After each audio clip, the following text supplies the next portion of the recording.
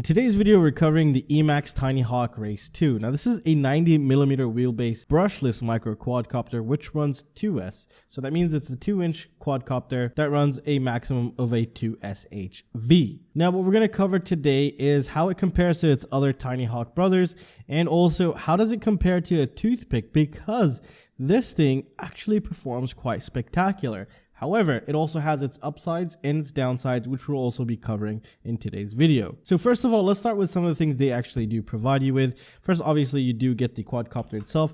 You get 2 batteries, but be very careful with the batteries because the strapping solution is so great, you could actually bend the battery.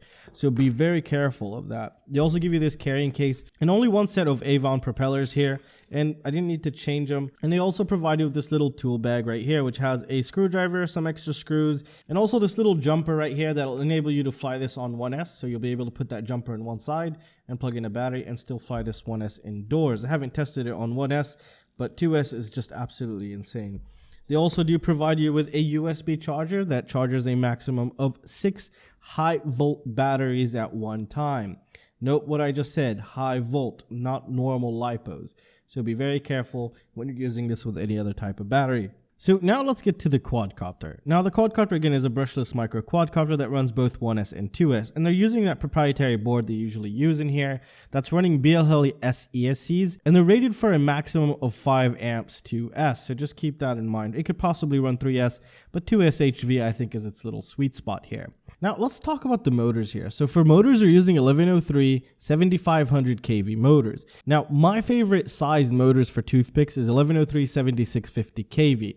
So here, as you can tell, they're using a 2-inch, even though on a toothpick I use 2.5-inch, and they're using slightly less kV. And the reason for that is because the propellers are much bigger. And you will need a slightly lower kV in order to have that torque to move that around without using so much amps. So with that being said, what am I trying to say here? Well, what I'm trying to tell you is EMAX have actually sat down and tested different propellers with different motors and kVs and came up to the conclusion this is by far possibly one of the best setups. And it shows, because I was getting 4 minutes and 20 seconds of flight, actually 4 minutes and 44, but I don't recommend that. 4 minutes and 20 seconds of flight time, and the thing is absolutely quiet. It is insanely quiet, which means it's very, very efficient. So out of the box, I was just amazed that this thing even flew the way it flew outdoors, where something else wouldn't have flown this well. For example, I think the Mobula would not have flown this well at all. This thing is so nimble and so quick in the air. It's just insane. Now, if we take a look at the frame here, it is a hybrid between plastic and carbon fiber. The carbon fiber design is really good. Also, the cut is really great because there isn't that much flex and bend. So this thing is going to take quite a beating before it actually breaks. And I did get into a ton of crashes, not a single hiccup. Now, if we take a look at the plastic piece, it's very well thought through. That means it's not hindering accessibility for looks, and you still keep every single function you probably ever want. For example, one thing is your camera can be tilted to as many degrees as you want, which is something really nice here. And to access the USB is also pretty simple. You might have to move the camera slightly forward in order to access the USB here. Now, speaking of the camera they're using in here is the Runcam Nano 2, and it is a great camera. I have no complaints on this camera. However, the video transmitter here using the TBS Unify, also no complaint at all. But I do have 2 complaints, which we'll get into in a little bit here. Actually, 1.5, we could say, which is the receiver. Now, the receiver for FRSky, the receiver are built into the all-in-one board, as you can tell, this little all-in-one board on the bottom here. And the antenna was sticking out right there, as you can tell.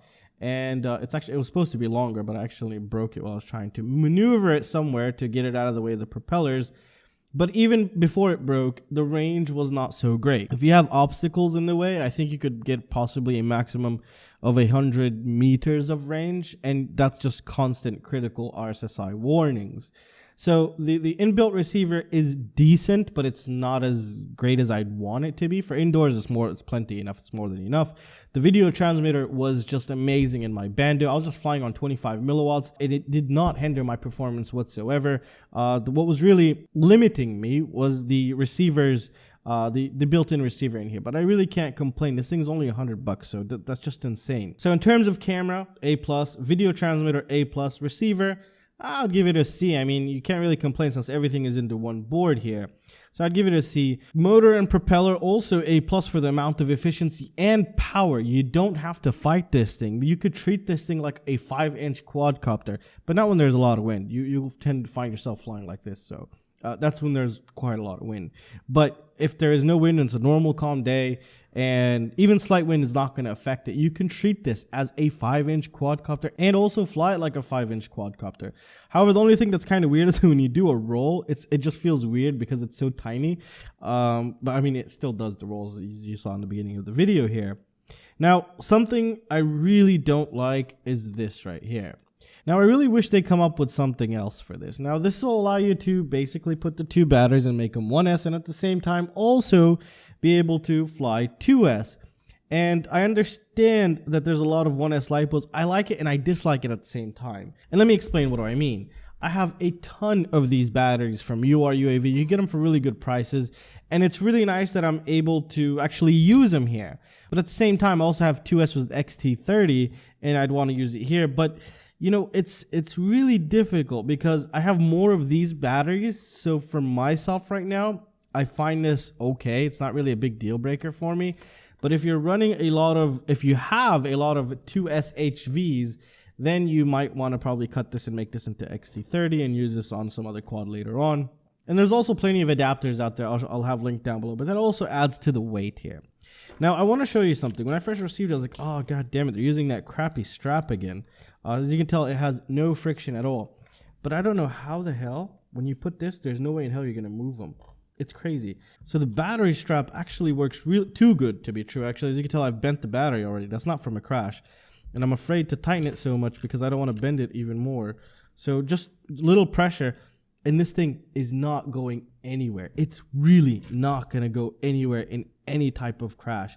The amount of hold on this is absolutely amazing, and it's something you want. This is the type of quadcopter where you don't have to fiddle with shit in order to enjoy it. But the only downside for me was the antenna. As you can tell, I broke it right there. Let me actually show that to you real quick.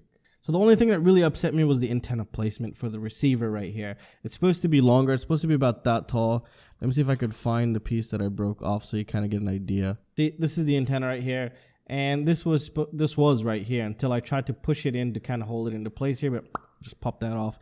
Now, the problem with the antennas here is it's a little bit difficult to solder these on. It's not a IPEX port. So that's something I wish EMAX would look into creating the antenna part into an IPEX instead of soldering the receiver antenna directly to the board inside. That'll make the overall replacement much easier for a lot of people. Even for me, it can be very, very tricky to get these to solder into place and even strip. So that's one downside that I have right now towards this. I haven't flown it with the chopped off antenna here, but I'm sure my range has dropped dramatically. So yeah, that's something to take note of here. Now, I'm sure you can also, anyways, I would rather you, if you really love this and you're going to be flying it quite a lot, is actually set yourself up with a nice XM or an XM Plus radio receiver. You get way more range. Now again, the frame here is 2mm thick carbon fiber, and it's designed really well. It's not bending, and it feels really rigid and very strong. The motors are really nice, very smooth in the air. So when you purchase this and you start flying, the first thing you'll notice is that the rates are really high. So you might want to start tone those down a bit. I didn't even play with them. I didn't have time to actually start dropping the rates. I was just trying to enjoy it, and that's all I did. I just plugged in the battery, enjoyed it. And all I can tell you is I would definitely 100% recommend this. This flies as good as a toothpick, also as efficient as a toothpick, yet it's much tinier, and it's very quiet. And EMAX did a really great job with this. I can't explain. And this by far is one of the best 2S quadcopter I have ever flown. I never really liked to fly a micro below 3S, but this has showed me a different world. And it's so tiny. I mean, you could get away with flying with this just about anywhere. And at the same time, be a speed demon, nimble and efficient, and it was totally enjoyable, and I totally recommend it for anyone out there. If you buy this, you will not be disappointed whatsoever at all. Neither from flight time, neither from performance. neither from durability except for the receiver antenna. Just the receiver range is going to kind of slightly piss you off. It didn't really piss me off, but depending on your area, every person has a different area to fly in. And that was the only thing that was really hindering how far I can go, but you could easily just pop in another receiver in there. Video transmitter is great, camera is great, motors are great. Everything is great. I can't complain about anything here. Again, except the antenna. So overall, I'd highly recommend this. For $100, this is an absolute steal, and I wish we had quadcopters back then that performed this insane for $100.